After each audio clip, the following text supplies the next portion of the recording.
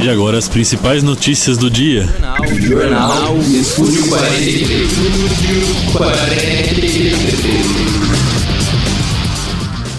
Bom dia, está começando mais um programa Estúdio 43. Hoje é dia 7 de junho de 2013. Você está sintonizado na Estúdio 43. Não desligue seu rádio. Você está ouvindo a Estúdio 43. A hora certa. Em Campinas, são 9 horas e 43 minutos. Estúdio 43. Eu sou Betina Pedroso. Eu, Jaíce Cristina. E eu sou Jefferson Batista. Você confere agora as manchetes do dia. TSE aprova a candidatura de Edson Moura Júnior. Vereadores pressionam por aumento de salário em Campinas. Buraco causa transtorno em Rua do Cambuí. Jô é convocado para a seleção brasileira. PUC Campinas realiza jornada de jornalismo. Eleito, novo DCE da PUC apresenta propostas. Confira nossa dica cultural para o fim de semana, com a comentarista Betina Mantoan. E no nosso baú musical, o rock pede passagem. Na pauta de hoje, Ramones. Tudo isso agora no Estúdio 43. Você está sintonizado na Estúdio 43. Não desligue seu rádio. Você está ouvindo a Estúdio 43. Manifestantes contra o aumento do transporte público entram em confronto com a polícia. O tumulto ocorreu ontem à noite no centro de São Paulo. O grupo fazia protesto contra o aumento do preço da passagem do ônibus e do metrô. 15 manifestantes presos já foram libertados. Vereadores de Campinas pressionam o presidente da Câmara a rever o aumento salarial. Campos Filho mandou concessão de reajuste inflacionário para nova análise jurídica. O projeto prevê o aumento de 6,6%. Atualmente, os vereadores recebem mais de R$7 mil. Solo da obra rompe e abre grande buraco na rua Gustavo Ambrusti, no Cambuí. No local, seria construído um prédio de 15 andares. A Prefeitura de Campinas interditou a obra por tempo indeterminado. O trânsito da rua foi desviado para a Avenida Norte-Sul. A comissão aprova a regulamentação de emenda das domésticas. O texto, porém, ainda precisa ser analisado pelo Senado antes da sanção da presidente Dilma Rousseff. A regulamentação trata do seguro-desemprego, indenização em demissões, contas no FGTS, entre outras melhorias. Tribunal Superior Eleitoral decide que está dentro da lei a candidatura de Edson Moura Júnior em Paulínia. O político assumiu o lugar do pai Edson Moura na véspera da eleição. Edson Moura estava impedido de se candidatar devido à ficha suja. O segundo colocado, Pavan Júnior, chegou a assumir o cargo, mas foi deposto no mês passado. A opinião de quem sabe. Nosso comentarista Gustavo Voron vai analisar a decisão do TSE. Bom dia, Gustavo. Qual a sua opinião sobre a decisão? Bom dia, Jefferson. A lei da ficha limpa, aprovada na última eleição, parecia que iria varrer a sujeira da política. Parecia. Os candidatos fichas sujas encontraram uma saída triunfal para não perderem a disputa. No impedimento de se candidatarem, alguns políticos passaram a vez para filhos, mulheres e outros parentes. Foi o que aconteceu em Paulínia. Edson Moura, que estava impedido de se candidatar, renunciou apenas na véspera da eleição. E Edson Moura Júnior, o filho, assumiu a candidatura e venceu. Segundo dados da Folha, isso aconteceu em pelo menos 33 cidades. O TSE entendeu que essas articulações foram legais, mas como foram feitas de última hora, o nome dos candidatos substitutos não apareceram nas urnas. Os eleitores votaram em um candidato, mas elegeram outro. Essas manobras abrem brechas para que políticos corruptos preservem a herança da política suja, e ao permitir isso, a Justiça Eleitoral tira o direito de debate da população. Por outro lado, deve ter responsabilidade na hora do voto, para não cair na lábia desses candidatos. USP vai conceder bônus para pretos, pardos e indígenas no vestibular. A universidade quer aumentar 5% o bônus para esse grupo, hoje é de 15%. A ideia atende o plano de cotas proposto pelo governador de São Paulo, Geraldo Alckmin. Além da USP, Unicamp e Unesp também vão melhorar as políticas de inclusão. Brasil financiará a educação na África. USP, UFMG e UFSC vão criar cursos e universidades em países do continente. Cabo Verde, Guiné-Bissau, São Tomé e Príncipe, Angola e Moçambique são países inclusos no projeto inédito, aprovado pelo Ministério da Educação. Todos os países têm o português como língua-mãe. Quadrilha suspeita de roubar caixas eletrônicos usava réplicas de uniformes de polícia em Campinas. O bando se disfarçava com máscaras, coletes e distintivos falsos. 2 bandidos morreram e um terceiro foi preso em ação da polícia. O confronto ocorreu em encontro em Barão Geraldo.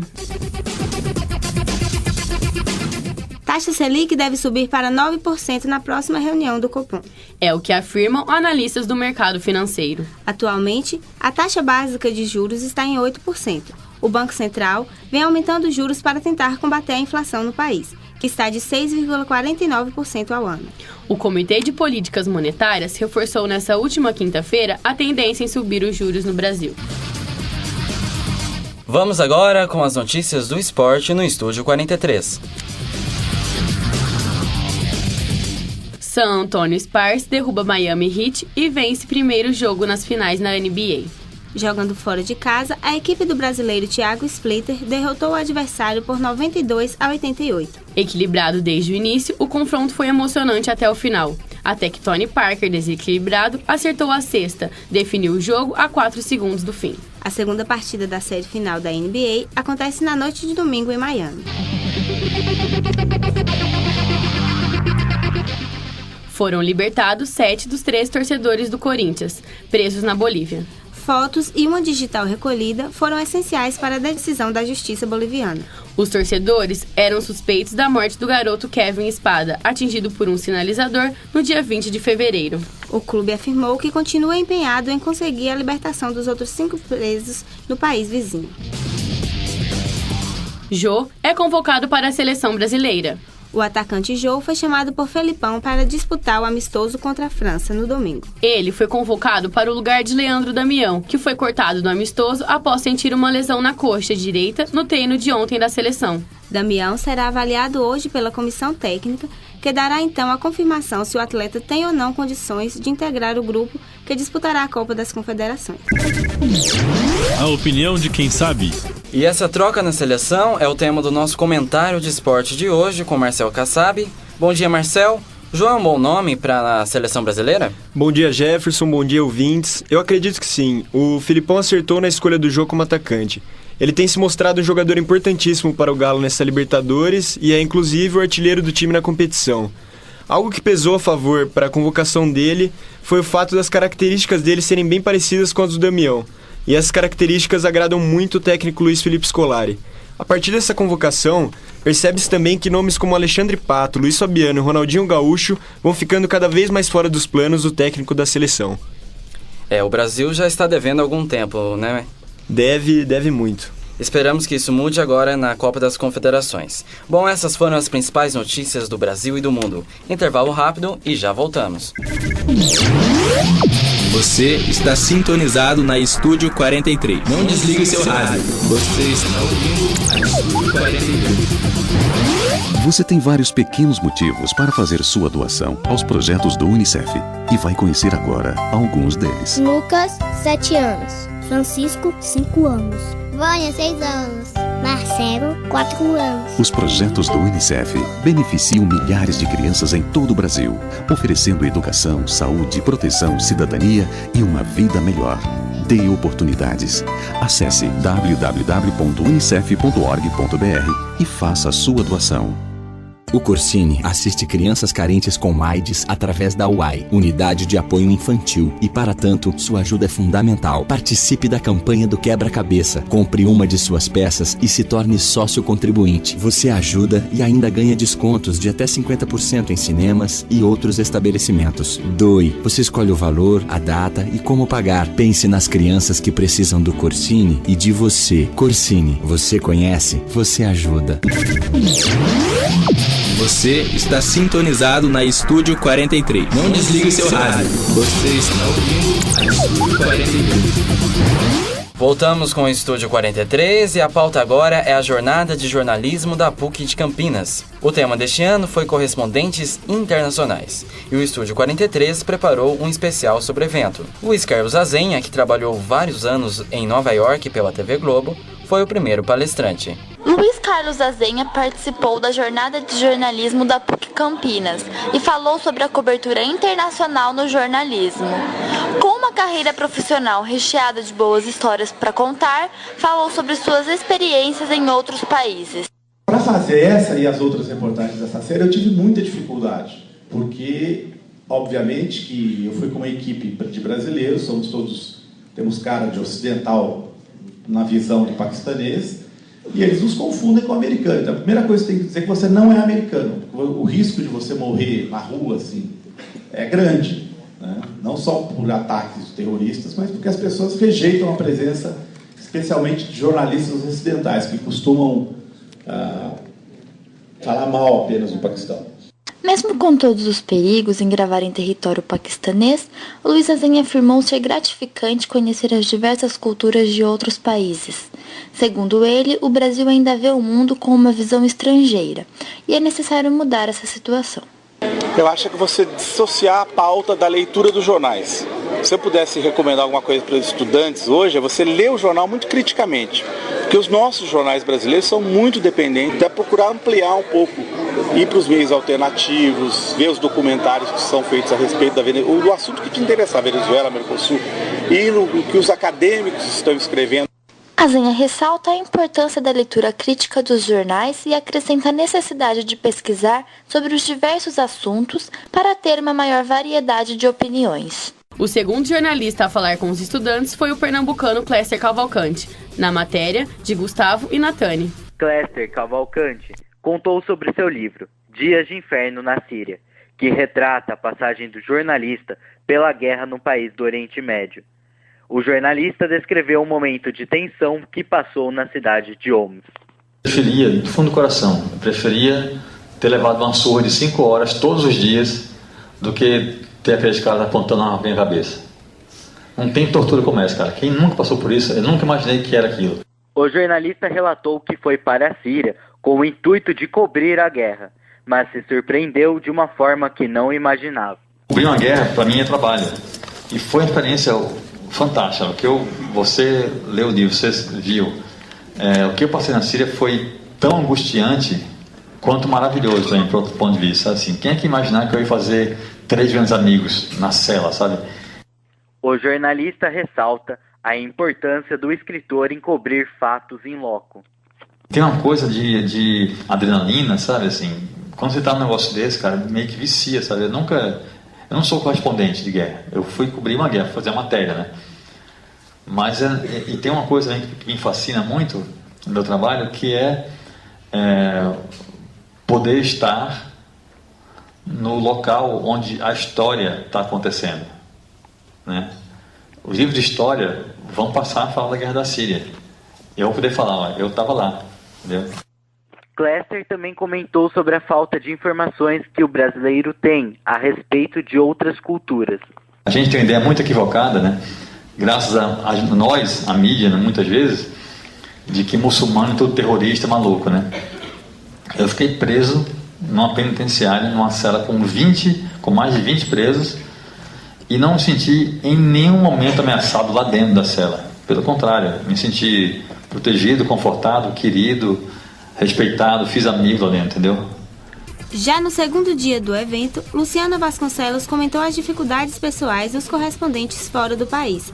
Veja a reportagem de Guilherme e Marcelo. 20 anos depois de se formar e andar o mundo todo, Luciana Vasconcelos Xavier volta a PUC Campinas. Trouxe para os alunos um pouco da sua experiência como correspondente internacional. Ela abriu o segundo dia da jornada. Quanto mais você souber de história, de filosofia, de sociologia, de outras coisas, de outros assuntos, no caso economia também, mais isso vai enriquecer e facilitar o seu trabalho no hotel. Viajou por inúmeros países, morou em Londres, Miami, Sydney e em algumas cidades da Índia. Com a experiência, foi convidada pela Agência Estado para trabalhar como correspondente em Nova York por 4 anos. Apesar de parecer mais uma aventura, a decisão de ficar 4 anos em Nova York foi difícil de ser tomada. Luciana já era casada e tinha filhos pequenos. Tudo isso pesou para a decisão. Eu tenho 2 filhos e eu sou casada, eu tenho uma esposa. Então, tem que ir junto, né? Tá toda a família. Aí você vai pra família e pergunta. Eu conversei com a minha esposa, falei, você quer? Porque ela não pode trabalhar lá, não tem... Mesmo que fosse um marido, isso já não importa. Ela não pode trabalhar no país, é só você que tem essa permissão. E, normalmente, para quem acompanha o correspondente, o cônjuge que acompanha, tem que ter bastante pique, porque não vai poder fazer nada, a não ser talvez estudar e tudo mais. A repórter ressaltou que ser proativo, ter autonomia e disposição é fundamental para manter sua carreira lá fora. O processo todo é muito por você. O editor não está lá e muitas vezes até acontece eles nem terem tanta noção do que se passa na realidade do correspondente. Nem sempre eles têm. Então você que tem que se mexer. E para quem tem o sonho de ser correspondente internacional, as dicas da Luciana podem ajudar. É um texto bacana, um texto bem escrito, amarrado. Eu acho que essa é uma das coisas que a pessoa tem que perseguir mesmo, além dos outros requisitos que eu falei, de aprender línguas, tentar fazer um aperfeiçoamento. E isso já é meio básico para muita profissão. E para fechar a jornada, uma correspondente chilena no Brasil conversou e até brincou com os alunos. Veja a reportagem de Betina e Jefferson. O trabalho de correspondente internacional não é fácil, mas apesar das dificuldades, é gratificante, conta a correspondente chilena Natália Ramos. O sonho de ser correspondente tornou possível quando um professor da faculdade e diretor da France Press convidou Natália para trabalhar na agência. Eu fui convidada para fazer um reemplaço na France Press, então eu falei sim, eu vou para lá e tal. Eu sempre quis trabalhar nesse lugar porque um dos meus melhores professores na faculdade era o diretor da France Press no Chile. Então ele sempre levava, assim como eu trouxe para vocês agora, ele levava pra gente isso. Então eu ficava, que interessante fazer essas matérias, viajar pelo mundo, outras pessoas. Então eu sempre quis fazer isso. Na France Press, desde 2005, a correspondente diz para os alunos de jornalismo suas dificuldades de escrever para uma agência de notícia. Mas esse primeiro ano para mim foi traumático. Eu chorava no escritório, assim, não sou capaz de fazer isso, é muito difícil. Não consigo escrever, não sei escrever, não consigo ser clara, rápida, não consigo nada. E meu ex-professor, que era meu chefe, ele falou para mim, tem paciência, é um trabalho difícil, tem que aprender a ser claro, tem que aprender a escrever rápido, tem que aprender a pensar, a hierarquizar as informações. Isso é um processo lento. Eu sofro mesmo também todos os dias com esse trabalho, não é uma coisa fácil, não é que eu tenho tudo super resolvido e já sou super correspondente. A jornalista também deu dicas para estudantes que pretendem trabalhar em coberturas internacionais. Penso para vocês que são novos ou talvez têm vontade de ser correspondentes, é saber que talvez não vai ser tão fácil, nem tão bonito, que vocês vão ficar sozinhos no outro lado. Mas tem coisas boas, como conhecer ou abrir os olhos a uma cultura diferente. Agora eu estou aqui no Brasil, eu aprendi outras coisas, conheci outras pessoas, teve outras histórias, sabe? Então tudo isso faz a mulher que eu sou agora. Por fim, os professores da universidade ressaltaram a importância da jornada para os alunos e também para a sociedade, na reportagem de Bárbara Sintra. Durante a jornada de jornalismo, o professor Glauco explicou a importância do evento para os alunos. Muito grande, porque os alunos podem ter contato com um jornalista que tem uma certa experiência e conta a sua experiência. Eu acho que essa ideia de contar a experiência é uma ideia importante, porque o aluno vê que ele pode também, daqui a um tempo, estar no mercado de trabalho e estar construindo a sua carreira. Isso é fundamental. O professor Lindolfo explicou como se deu o processo da produção da jornada. Nós definimos um tema gerador e, em seguida, os professores, mas também os alunos podem sugerir pessoas, nomes para fazerem as palestras. Neste ano, especificamente, nós nos dividimos, cada cada professor ajudou fazendo contato com um palestrante. Já a professora Cissa contou como surgiu a ideia de falar sobre o jornalismo internacional. Na reunião de planejamento no começo deste ano, eu me lembro que eu mesma sugeri que a gente falasse de jornalismo correspondente de guerra. E aí os professores gostaram da ideia de correspondente de guerra. A gente migrou para correspondentes internacionais e corremos atrás dos profissionais. Não foi uma tarefa fácil, mas nós conseguimos trazer. Além disso, o professor Sheida destacou a importância do jornalista usar várias mídias sociais nos dias atuais. Isso é uma exigência hoje do jornalismo, né? O jornalista precisa trabalhar com várias linguagens, com várias plataformas, ter um domínio multidisciplinar, né? E essa exigência dos tempos atuais molda, né, de certo modo, um novo perfil de jornalista. Para entendermos, muitas vezes também, vocês entenderem as exigências que são feitas aqui no curso, né, que vão ao encontro, né, desse perfil de jornalista que é multimídia, né, que domina várias linguagens e tem que trabalhar tudo isso dentro de uma escassez de tempo. A jornada encerrou com uma boa participação dos alunos em todos os dias do evento.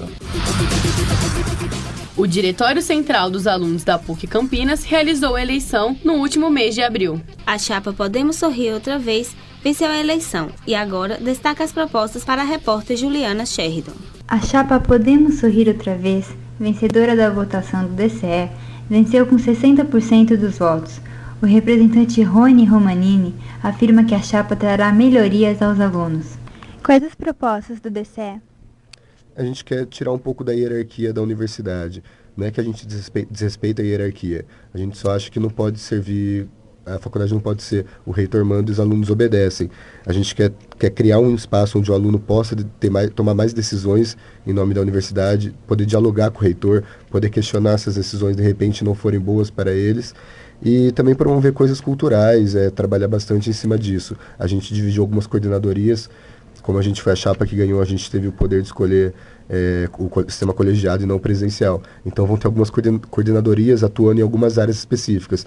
Por exemplo, o movimento social e o movimento estudantil, combate às opressões para discutir o papel da mulher na universidade, o machismo. A própria mulher às vezes não sabe que é vítima de machismo, o próprio homem não sabe que ele é autor do machismo. E cultura e esporte também, que a gente acha importante, é uma das coordenadorias. O que você achou da repercussão da votação, pois só 25% dos alunos votaram? Apesar de, teoricamente, o número não ser muito grande, pelo contexto da PUC estar sem DCE há algum tempo, já é um número bastante expressivo, principalmente no nosso centro, que a gente conseguiu bastante voto. Então, apesar dos 25% parecerem um resultado pequeno, a gente acha que foi uma grande vitória, porque mostrou que pelo menos um quarto dos estudantes se engajaram. E fora que é muito difícil conseguir o acesso a todos os estudantes, fazer eles saberem que está ocorrendo a eleição. Então, quando um quarto aparece, é porque alguma coisa foi bem feita na campanha, na divulgação. O Diretório Central dos Estudantes da PUC estava sem gestão há 4 anos e pretende reforçar a ajuda no DACOM. O DACOM ele funciona como diretório acadêmico, representando só 3 cursos. O DCE já representa todos os estudantes da PUC. O DCE, uma das funções dele é reconstruir as entidades de base, que são os centros acadêmicos. Com o DCE do lado, toda a briga fica mais forte, porque não é um CA isolado diante de uma reitoria que é imensa. São vários CAs juntos, o próprio DCE ele atua como companheiro, como braço direito nessas decisões. Ele não foca especificamente no DACOM ou no Centro Acadêmico da FAO, do Direito, mas ele também trabalha para isso. Houve um boato em que a chapa Podemos Sorrir Outra Vez era contra o ProUni? A questão do ProUni, a gente não é contra o ProUni. A gente acha que o ProUni é um bom projeto, assim como as cotas, assim como vários projetos do governo federal, Lula e Dilma. O problema é que a outra chapa, ela era muito ligada ao governo e ela quis taxar uma pecha de anti-prounista na gente, sendo que o Fórum de Prounistas compunham a chapa. A questão é que a gente discute mesmo a permanência estudantil do aluno prounista. Não adianta ele entrar na faculdade, dar bolsa para ele, se ele não tem como se sustentar, como morar, como... Enfim, a gente acha que além do ProUni precisa discutir o estudante prounista. Vamos a mais um intervalo, continue sintonizado, que nós já voltamos. Você está sintonizado na Estúdio 43. Não desligue seu rádio. Você está ouvindo a Estúdio 43. O Corsini assiste crianças carentes com AIDS através da UAI, Unidade de Apoio Infantil, e para tanto, sua ajuda é fundamental. Participe da campanha do Quebra-Cabeça. Compre uma de suas peças e se torne sócio contribuinte. Você ajuda e ainda ganha descontos de até 50% em cinemas e outros estabelecimentos. Doe. Você escolhe o valor, a data e como pagar. Pense nas crianças que precisam do Corsini e de você. Corsini, você conhece, você ajuda. No palco da vida, todo mundo precisa de uma mãozinha para contar a sua história. Principalmente quando o câncer infantil entra em cena. Ajude quem ainda tem muita história para viver. Dê uma mãozinha para o Boldrini. Ligue 0500 3787 010 para doar R$10. 020 para doar R$20. Ou 030 para doar R$30. Você está sintonizado na Estúdio 43. Não desligue seu rádio. Você está ouvindo a Estúdio 43. Voltamos com o último bloco do Estúdio 43 e começa neste fim de semana a 27ª Festa do Peão de Americana. A programação deste ano terá grandes shows sertanejos, mas também abrange outros estilos musicais. Os ingressos para o evento já estão sendo comercializados nos pontos de venda. O show de abertura neste domingo fica por conta dos Gargantas de Ouro do Brasil, a dupla Milionário José Rico. Agora vamos falar de cultura com a repórter Betina Mantuan, nossa comentarista. Betina, amanhã é sábado, qual a dica que você nos traz? Bom dia! É isso aí, Jefferson Batista. Bom dia. E para quem quiser assistir a um bom filme, pode vir até o Museu da Imagem e Som de Campinas, que estará exibindo neste sábado, às 19h30, o curta-metragem Retrato do Destino. O filme conta a história de Estevão, um fotógrafo que acabou de perder a sua namorada Denise, também fotógrafa. Estevão decide concretizar o sonho de sua namorada em expor suas fotos. Para completar a exposição, ele sai em busca de outros cliques em lugares que Denise adorava estar. Mas o destino encarrega-se de algumas mudanças. O curta foi dirigido por Eduardo Robadel. O MIS fica no Palácio dos Azulejos, na rua Regente Feijó, 837, centro de Campinas. O MIS sempre traz essas exibições de filmes, né, Betina? É uma boa opção, né, para quem quer assistir a um bom filme. Além disso, sempre tem um debate sobre o curta depois da exibição. O legal do MIS, Jefferson, é querer resgatar aquele espírito de cineclube. Os antigos cineclubes que tinham como objetivo estimular a discussão e a reflexão sobre o cinema. O problema muitas vezes é a própria população, né, que prefere os shoppings do que buscar alguma coisa mais alternativa, um conhecimento, experiências diferentes. Isso é um problema mesmo e tem que ser um cinema mais alternativo, não um comercial, porque esse já é bem divulgado. Muito obrigado, Betina. Estamos chegando ao fim do nosso programa, mas todo estúdio tem uma boa música.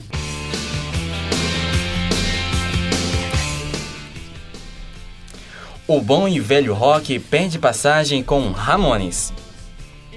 O grupo, que surgiu em 74 em Nova York, tirou seu nome de um pseudônimo usado por Paul Beaton, Paul McCartney, para se hospedar em hotéis sem ser reconhecido. Quando a banda fechou o primeiro contrato com uma gravadora, só sabia tocar apenas 3 ou 4 acordes. A canção, Justin Up Punk, batizou o movimento conhecido como punk rock, ou rock bagaceira. 4 das primeiras músicas compostas pelos Ramones tinham a expressão I Done It. Joey Ramones possui uma rua com seu nome. A banda anunciou o término da carreira em 95. Porém, só fez sua última apresentação em 6 de agosto de 96.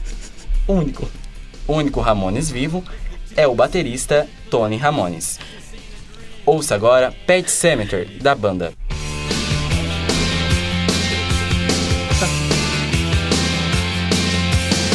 Under the October with the steamboats, ancient goblins and wallows come at the grand light making a sound. The smell of death is all around. And at night when the cold wind blows, no one cares, nobody knows.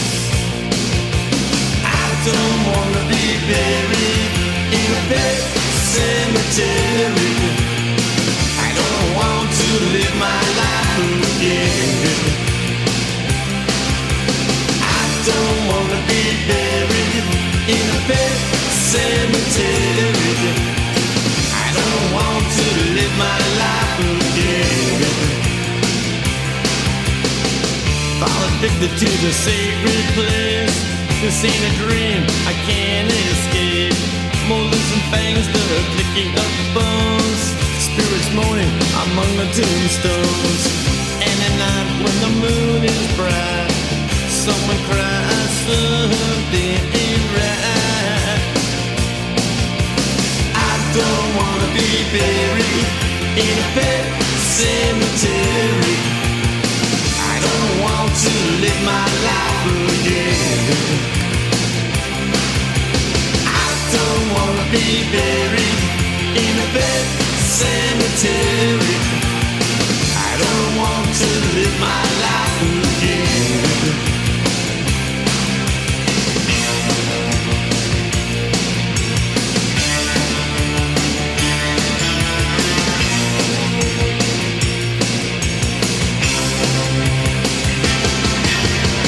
The moon is full, the air is still. All of a sudden I feel a chill. Victor is grinning, flesh is riding away. Skeleton dance, I curse these days. And at night when the wolves cry out, listen close and you can hear me shout. I don't wanna be buried in a pet cemetery. I don't want to live my life again. I don't want to be buried in a pet cemetery. I don't want to live my life again. Oh no. Ficamos por aqui com o nosso Estúdio 43. Muito obrigado, ouvinte, e até a próxima. Eu sou Jefferson Batista. Tenha um bom dia.